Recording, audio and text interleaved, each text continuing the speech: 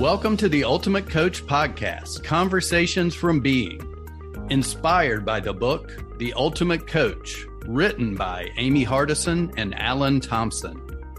Join us each week with the intention of expanding your state of being, and your experience will be remarkable. Remember, this is a podcast about being. It is a podcast about you. To explore more deeply, visit theultimatecoachbook.com. Now, enjoy today's conversation from Being. Emily Penton, welcome to the show. Welcome to the Ultimate Coach Podcast. Hello, thanks for having me. Well, thank you for agreeing to do this. You bet. This is very exciting because, well, all will be revealed. My first question to you, though, young lady, what does the name Steve Hardison mean to you? Wow, that's such a loaded question. It means so much for a person I've never met. And I have an idea about Steve Hardison, but more of what the name Steve Hardison means to me is really just a reflection of myself. And I never thought that was even possible. Number one, to have this reflection of myself be in somebody else and then be somebody I've never met. That's not logical. That doesn't make sense. But that is my experience after reading The Ultimate Coach. Well, let's get to that in a second. But I want to acknowledge that first part because that's exactly how I felt when I heard about Steve and got to see him when I watched the Dusel Tilly video. I saw so much of myself in him, and that seems to be a recurring theme with people in this community. And I don't know what that is. If you know what that is, let me know, because I'm sure other people are damn curious as well. But maybe while that's percolating away, if neither of us know, what about the origin story about how this all came about for you? Yeah, so actually my father, I'm getting ready to do a training, or I was getting ready to do a training with Jamie Smart, Thriving Coach's Blueprint. And my father said, to prepare for this coaching training, you need to read The Ultimate Coach, because Jamie Smart's coaches were coached by Steve Hardison. Like, he's the coach's coach. And I was like, like homework, like, okay, whatever. So I started reading the book, and I think more than anything, what I love is the back of the book and how he tells me to go into the book thinking about this. And that's what unfolded for me, because specifically on the back of the book, it says, who would I need to be to have miracles show up in my daily life? And as I started reading the book about Steve Hardison, about me, then I realized not only actively are there daily miracles, but there have been.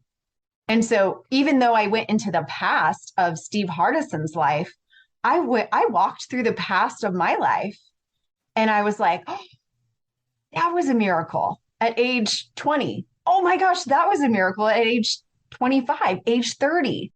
Like, as I walked through his life, I walked through my life, and I saw all the daily miracles that have happened and that are continuing to happen now. And the really cool part was that at the end of the book, in one of the chapters, it talked about somebody saying that they saw a post or something of Steve Hardison on Facebook. And I was like, oh my goodness, Steve Hardison is on Facebook? I have to go find him. So I went and I clicked on his about info. And on his about info, it says, Steve Hardison is following Laban Ditchburn. And I was like, and Laban Ditchburn is a word and a name that you don't forget. And I interacted with Laban Ditchburn 18 months ago. We were going to record a podcast. We just had to reschedule it. We never reconnected. And I totally just forgot, to be honest, for a minute. But like I said, once you have that name, Laban Ditchburn, in your brain, you don't forget it. And so then to know that Steve Hardison is following Laban Ditchburn, I immediately reached out to you and said, hey, do you still want to interview me for your podcast? And then the rest is history. We recorded. It's been amazing. More miracles have happened as I've had conversations with you, with Anna, with just the circle of people around you, around me. It's been a miracle. Amen, sister. It has been an absolute miracle. And what's it been, like 2 months, 3 months since this happened? Maybe 2.5? Not very long. Maybe two, not long. But it feels like it's been an eternity. It feels like it's been a lifelong connection and no doubt previous life connection somehow, right? No doubt. Like, and what? How did you, like, this coach, Jamie, was that his name, the guy you talked about Jamie before? Smart. Which I haven't heard of, incidentally, but I'm sure people out there have. But so your dad heard about him through watching Jamie Smart. So your dad's into personal development as well. Yeah, well, Jamie Smart talks about Steve Chandler all the time. And so we've read books by Steve Chandler. We've read books by Michael Neal. We've just been all in that space, and everything directs back to Steve Hardison. Everybody talks about Steve Hardison in the books that we're reading. But there was no information about him. There was no podcast. There was no recording. There was no nothing. There was no book of Steve Hardison until The Ultimate Coach. Thank you, Alan Thompson. Thank you, Amy Hardison. Yeah, the last bit of the book, the bit on the back page, is the only bit that Steve wrote, and Amy and Alan did all the work. I mean, Dr. Alan D. Thompson we've become good friends, and my God, the work that went into even convincing the Hardison clan to write the bloody thing was an effort on itself. And then, a miracle, right? And then what Amy's been able to contribute, being as far as I know, a professional writer and editor. So thank you for that. As you were saying that, Emily, I thought about that movie being John Malkovich. Do you remember? Now, I can't remember the movie well enough, but what I was thinking is we could do a remake one day. I'll fund this. I'll create the money. And we'll redo it and call it Being Steve Hardison, because they do sequels, but how many remakes do they do? Oh, that would be so good. I would so watch that. It's like, because it's based on a real guy, for those who have not seen it. I'm going to rewatch it and see whether it's even appropriate. It might be completely inappropriate for you to watch it. But who can not like John Malkovich? So let's know more about who Emily Penton is, because you are easily one of the most fascinating, interesting people I've ever had the privilege of meeting, for a litany of reasons. But I won't spoil it. I want to hear it from the horse's mouth. So I guess the interesting thing about me, the question that people always ask me about, was that I lived in the pit of mental illness hell for 40 years. And it was my reality. It was my daily breathing, existing life. And there was no light at the end of the tunnel. There was no hope. There was no, I think it'll be better next year. There was just pure misery. And I had no reason to hope. I had debilitating mental illness. And it was diagnosed bipolar disorder, and it turned into rapid cycling bipolar disorder, which meant that I didn't know who I was from one day to the next. And that didn't bode well for my career, because I was practicing as a child therapist. And so it worked well for a time, because if you know people with bipolar disorder, when they're phenomenal. they're amazing. But I couldn't consistently be on, and I couldn't manage. Like, I couldn't time when I was functioning. I couldn't time when I was capable.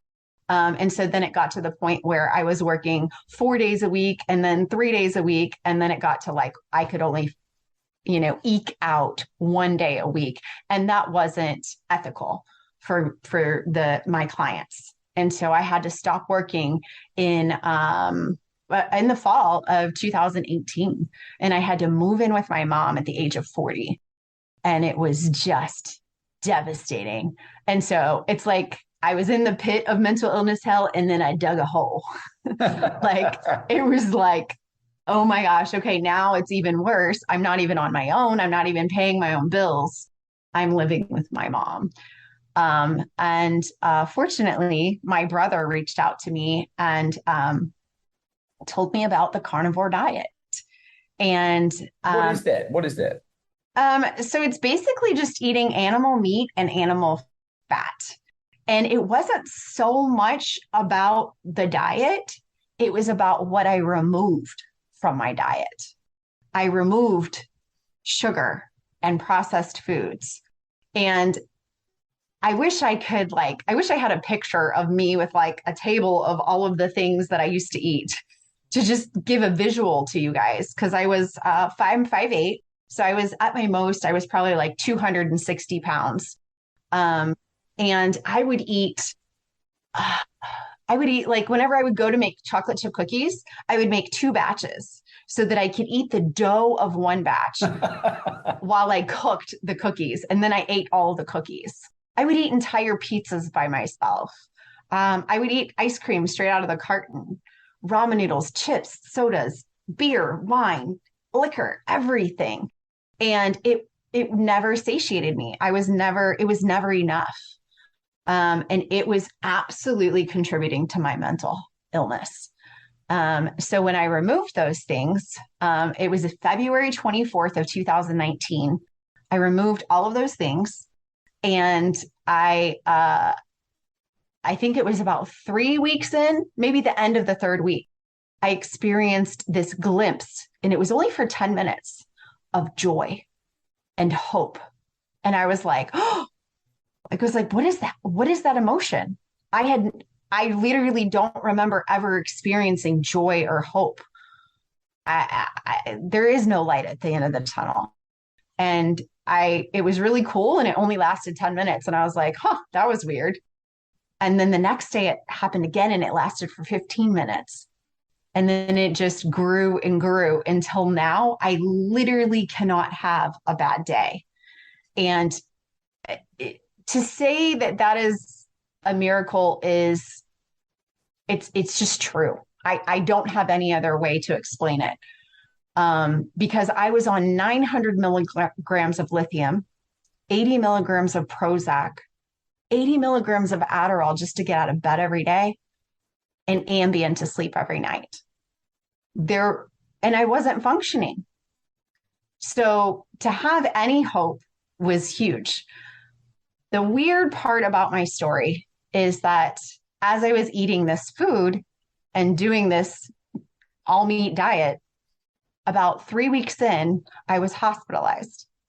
And a logical person would say, oh my gosh, you did this all meat diet and now you're hospitalized. Maybe you shouldn't do this. But there was a knowing inside of me that transcends understanding and transcends logic. It was just this absolute confidence that I'm going to gamble. I'm going to gamble this. I'm going to follow my gut. I'm going to keep eating meat and fat. And I did. While I was in the hospital, I was diagnosed with multiple sclerosis, and I couldn't walk without an assistive device. I had delayed and slurred speech, and I had more significant brain fog than I ever had with the bipolar disorder. The really cool part about my story is that this started February 24th of 2019. In April of 2019, I had my last manic or depressive episode. And then in May 9th specifically, I had my last MS symptom. and it never returned. I went back to work full time in June of 2019. My psychiatrist saw the light in my eyes and saw me functioning so well. And he'd been with me for 8 years. And so he knew how I looked crazy and he saw me well. He tapered me off of my meds. My last psych med was September of 2019. And now I am living my absolute best life. Wow. I've heard the story multiple times now, and it still is still worthy of a wow. I've never met anyone that has had that kind of success. I've heard anecdotes. I've interviewed Dr. Chris Palmer, who was an adjunct professor of psychiatry at Harvard Medical School, who's been treating bipolar disorder and suicidal ideology and schizophrenia using a ketogenic diet, which they developed about 120 years ago for children that had epilepsy, which is not too dissimilar in many ways to what the carnivore diet is. And if I'm sounding like when I say what is the carnivore diet, well, it's something I've experienced personally, but it's mind blowing to a lot of people because it doesn't make any sense, right? Yeah, you're supposed to eat your veggies, right? But I wasn't eating veggies, so. So there's a few directions I want to go, but one of the first ones is how did this improve your connection to source? Exponentially. I have always been very spiritual and very connected to God, except for whenever I would have those, moments of complete depression. And it's funny because I enjoyed my mania. I mean, I always lost it. I always went crazy, did these obsessive things, would randomly go marry somebody. Like I was totally out of control. How many times did that happen? 2, 3. 2. Really? Well, 2 legally. And then the last one, we bought a house together and we lived together for 4 years. So that counts as a marriage. So it's like an episode of The Hangover at your house. Exactly. And so anyway, there were so many times that even either in mania or depression, I would sit there and I would try to focus and I would try to calm myself and I would try to really connect with source and with God. And my brain was going everywhere and my body was hurting with the multiple sclerosis. I had symptoms for 10 years before my diagnosis. I just didn't know it was multiple sclerosis. And so everything hurt constantly. Now I can sit and I can immediately tap into that focus and that calm and that peaceful space. And oh my goodness, can we get stuff done? We get so many things done in the spiritual realm now, me and God, because we're connected and I hear him and I don't hear my back or I don't hear my brain going, oh, you forgot to get milk. Oh, this, oh, that, whatever. Now I can just focus. It's on tap. Well, in the 2 months that I've known you, give or take, I have witnessed a Tasmanian devil-like effort in what you've been able to pull off, right? So look out the future because Emily Penton's on a mission, and I love how you responded to the TBO NIT NFL video. I like the reaching out to Steve. What was that experience like when you contacted Steve? Yeah.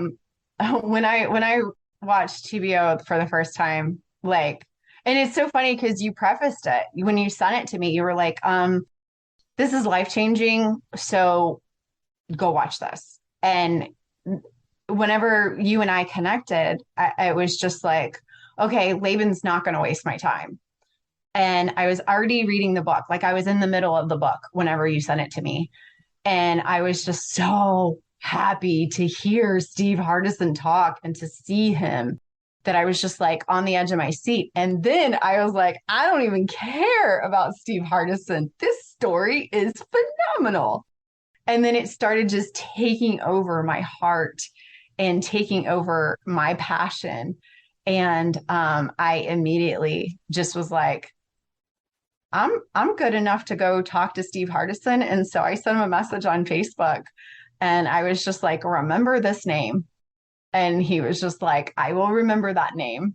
And we just had, it was just a couple of messages back and forth, but it meant everything to me.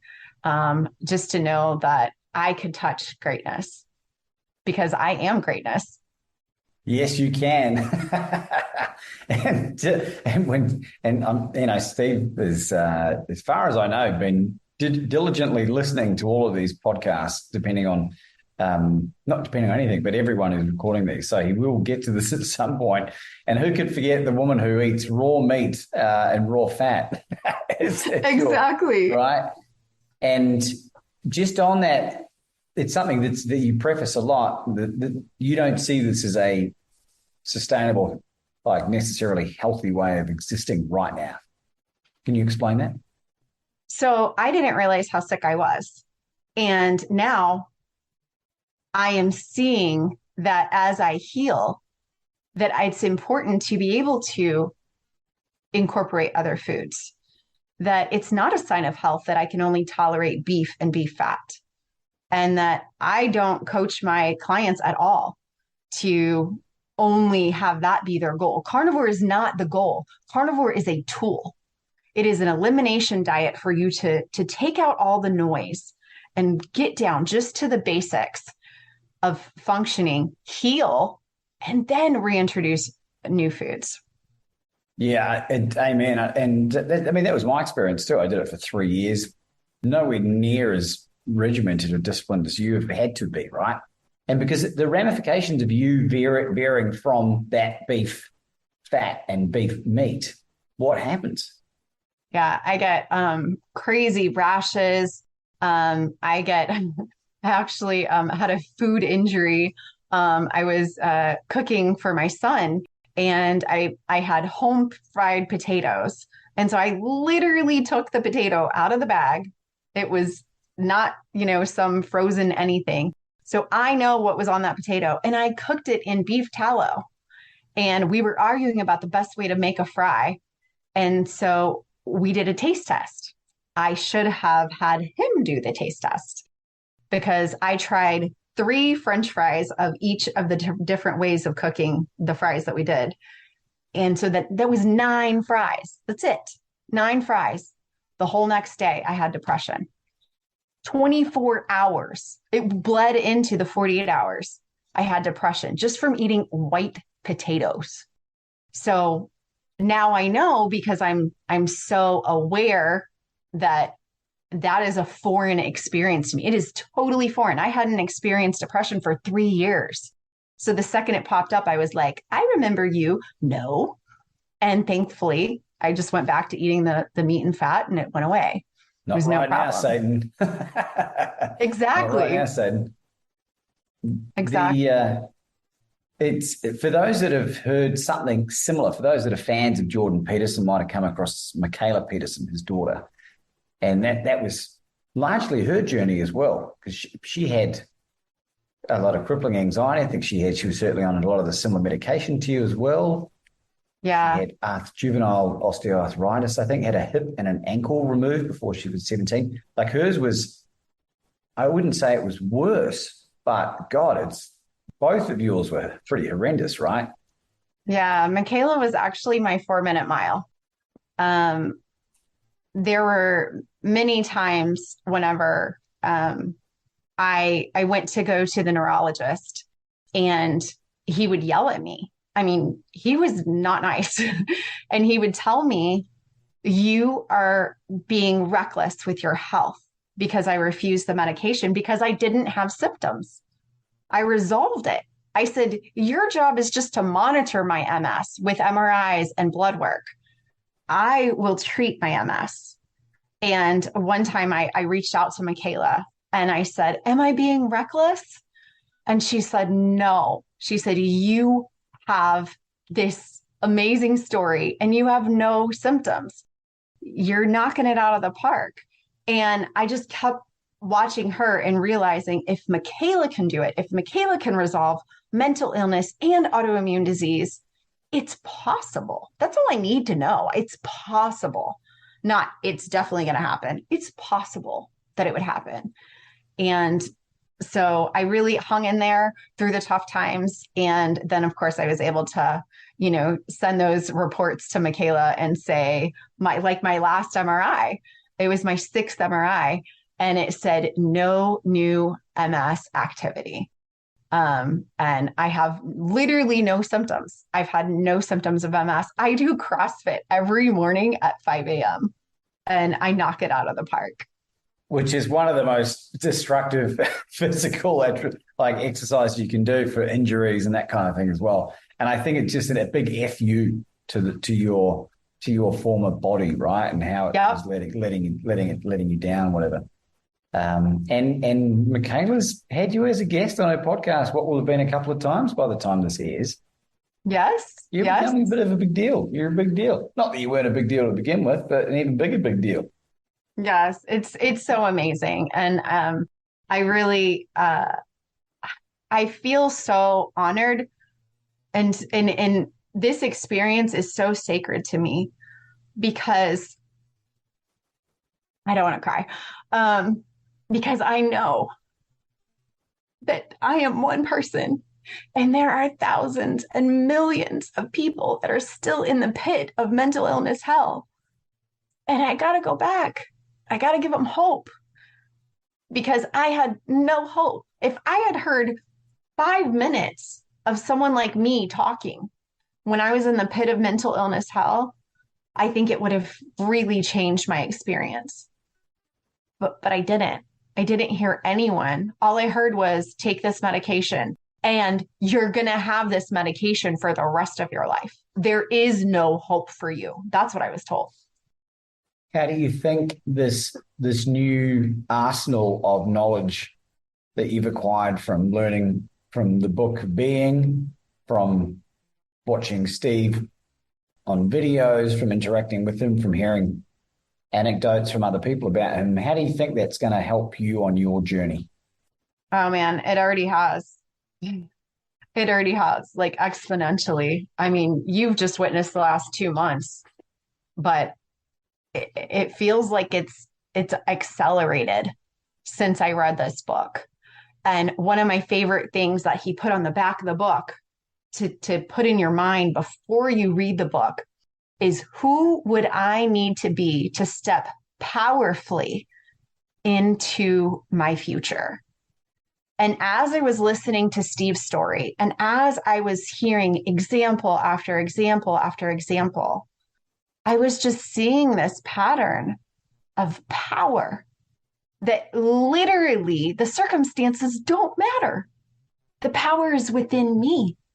It's already there. I don't have to conjure it up or muster it up or white knuckle it through. It's there.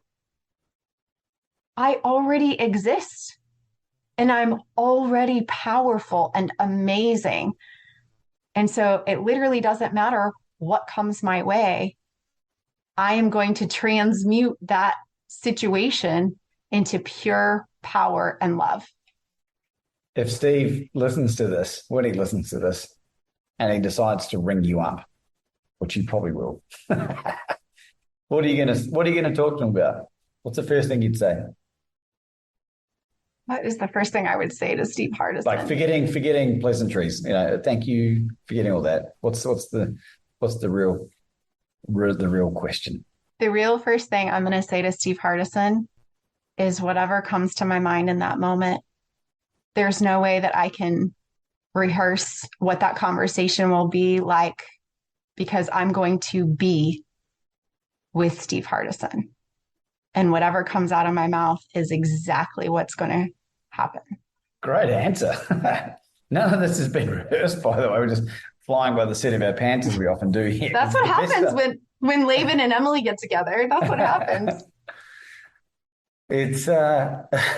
It's been a hell of a journey. You said something that really does resonate with me, Emily, and it's that Steve, what I've learned from Steve as well, the shortcutting of the process, right? Like Napoleon Hill, who wrote Think and Grow Rich, spoke about the power of the mastermind, and getting 12 minds together and meeting on a regular basis is you'll learn more in 12 months than you would in a lifetime. And I can attest to that, being involved in a few different masterminds.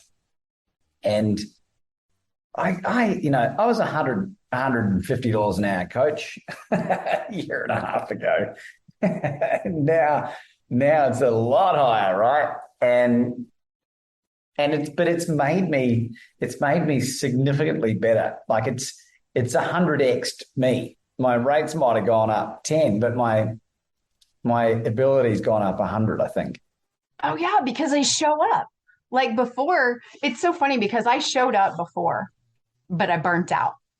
I was charging $30 for 30 minutes and I brought it. Like I gave 120% to everybody. But I realized that it was a broken model because they would just come to me one time and then they would be like, oh, okay, I got it. I'm cool. And then they would go out on their own and then they would fall flat on their face. And so now I realize that I need to have people commit and sign up for 8 weeks. And to work with me for 8 weeks, it's $6,500. And so whenever somebody invests in themselves, $6,500, I am lit up. Like I know that they are ready for transformation. And so I match them and I go all in. And the transformations that I'm witnessing are amazing. It's absolutely baffling to me because I'm so used to being a therapist where, because I worked with adults as well. And it was like Groundhog Day. Like you just sit there and you talk with them. Oh, you're depressed about what your mom said. And yeah, that happened to you as a child. Okay, well, let's do this exercise and let's talk about this. The next week, we talk about the same thing. No improvement. The next week, we talk about the same thing. No improvement. And then it just became like, am I a bad therapist? But then I talked to other therapists and that's just the nature of it. Now I see transformations. People change their biology whenever they remove sugar and processed foods. And then we're able to do the work.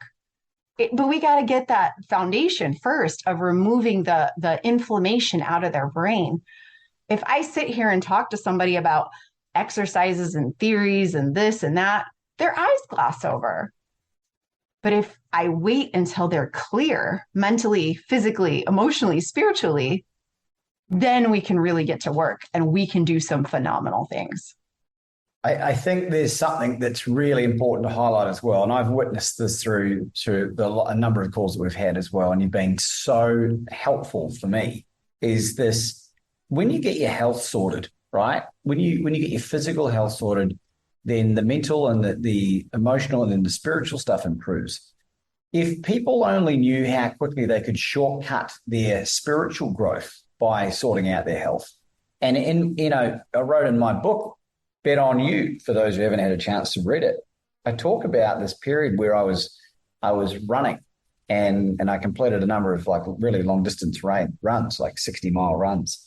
And a bit like 8 or 9 miles into some of these shorter runs, I was bursting out into tears of joy. And it happened for 2 years. It was like the body was chelating stored trauma in my fat cells that were being burnt off, And as I did that and got healthier, my pineal gland must have decalcified or, whatever's going on there. And which it did. Something happened because I became a lot more in tune. So my intuition went through the roof. My ability to be empathetic infinitely improved. Like there's so many things that happened that were unexplainable at the time, and it makes perfect sense now. Like I was numbed out to the pain of whatever was going on. So what are your thoughts on that? Yeah. And I think a lot of people could read a book like The Ultimate Coach. And if they're sitting on the couch, like elbow deep in a bag of Doritos and a plate full of donuts and cake, and they can miss so much because they're just literally controlled by food cravings. That's my favorite thing about this is that I don't even think about food. Like I have food freedom. Like I eat my meat, I eat my fat, and then I go about my day. Like I'm not like, oh, it's been 2 hours since I ate, and maybe I should go eat some peanut butter, and maybe I should go like get a coffee or get a donut. Like you're just clear. And so that I think is the most powerful thing is that now I can read a book like Steve Hardison's and I can absorb it and I can be fully present. I'm not sitting there thinking about how, something happened when I was a child or this or that. I'm being, I'm literally being in that moment, reading that book. And what people can accomplish is exponential when they can clear out the noise in their brain and their body. I'm going to throw you under the bus here, Emily. Let's go. I just had an evil idea. It's not Let's really go. evil, but it's like a good kind of fun, naughty. Okay. What's one area of improvement that you would recommend to Steve if you had FaceTime? What's one area that he could improve upon? I think that he is limiting himself a little bit by not recording himself speak.